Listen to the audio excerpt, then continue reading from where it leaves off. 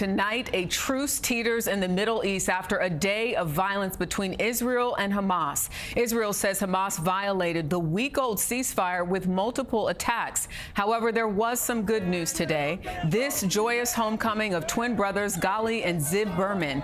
They were one of 20 living hostages released by Hamas. CBS's Debora Patta is in East Jerusalem with the very latest.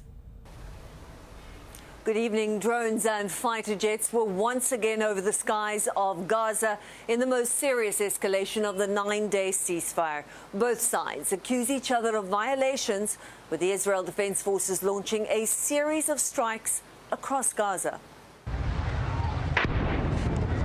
In an instant, hope was killed today, just as Palestinians had stopped holding their breath and started to dream again.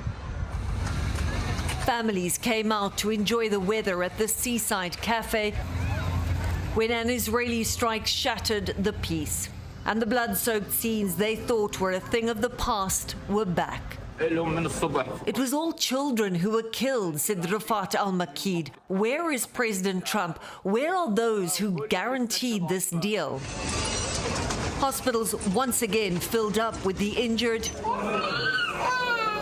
as the Israeli military launched strikes they say were aimed at thwarting ceasefire violations by Hamas.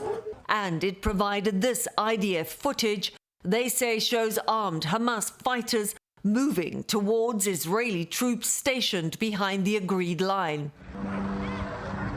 For civilians eking out a life amid the rubble of Gaza, the threat of a return to war is too much to bear.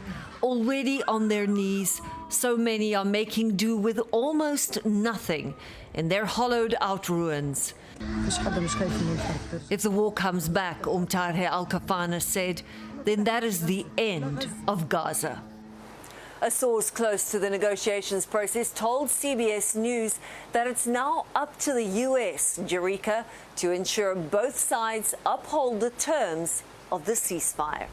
All right, Debora Patta in East Jerusalem, thank you.